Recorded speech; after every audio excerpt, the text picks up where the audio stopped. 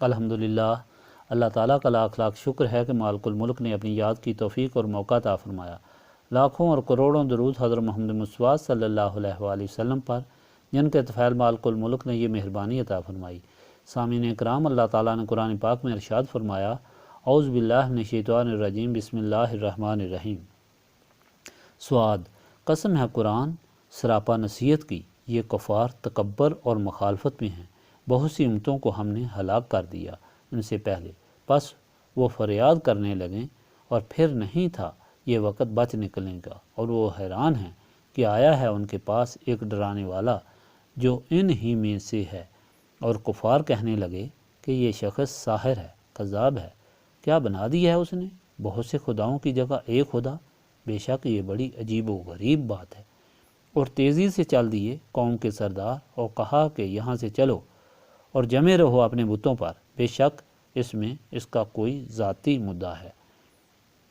ہم نے تو ایسی بات پچھلی ملت میں بھی نہیں سنی، یہ بالکل من گھڑت مذہب ہے۔ کیا نازل کیا گیا ہے اس پر قرآن ہمارے درمیان میں سے؟ بلکہ یہ تو شک میں مبتلا ہیں میرے ذکر کر کے متعلق، بلکہ انہوں نے ابھی چکھا نہیں میرے عذاب کا مزہ۔ کیا ان کے قبضہ میں ہیں خزانے آپ کے رب کی رحمت کے، جو عزت والا ہے، بے حساب عطا کرنے والا ہے؟ کیا ان کے لیے ہے سلطنت آسمانوں کی اور زمین کی اور جو کچھ ان کے درمیان ہے؟ پس چاہیے کہ چڑھ جائیں اس کی راہوں سے۔ یہ کفار کے لشکروں میں سے یہ ایک چھوٹا سا لشکر ہے، اسے شکست دی جائے گی، جو ٹلایا تھا اس سے پہلے قوم نوح، عاد اور چومیخہ کرنے والے فرعون نے، اور سمود، قوم لوط اور جنگل والوں نے۔ یہی وہ گروہ ہیں، ان سب نے رسولوں کو جھٹلایا تو ان پر لازم ہو گیا میرا عذاب۔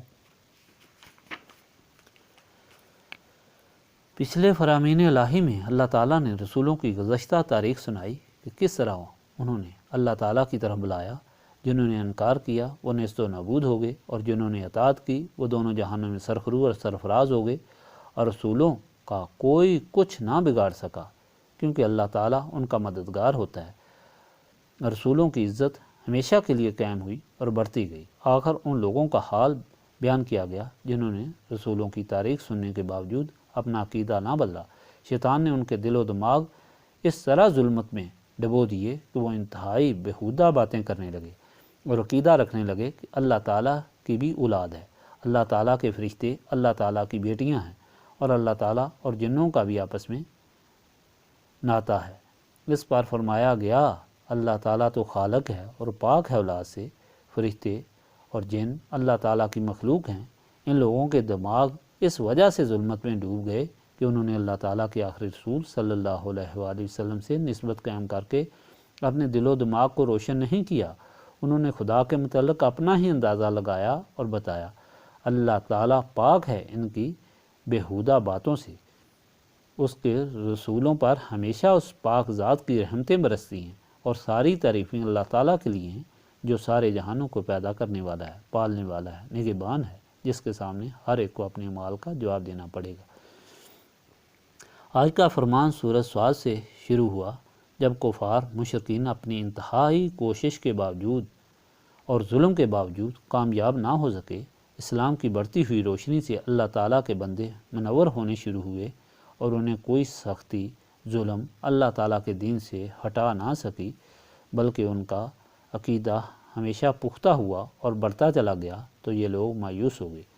حضرت ابو طالب جو اس وقت بیمار تھے، ان کے پاس ابو جہل کی میت میں کفار کا ایک گروہ حاضر ہوا اور عرض کی کہ آپ ہمارے سردار ہیں، آپ اپنے بھتیجے کو سمجھائیں کہ ہمارے ساتھ دشمنی ترک کر دے، ہم مل کر صلح کر لیتے ہیں۔ وہ بے شک اپنے معبود کی عبادت کریں، اسے مانیں اور ہمیں اپنے حال پر چھوڑ دیں، یعنی ہم اپنے خداؤں کو مانتے رہیں گے اور یہ ہم سے نہ چھیڑیں اور ہمارے معبودوں کو برا نہ کہیں۔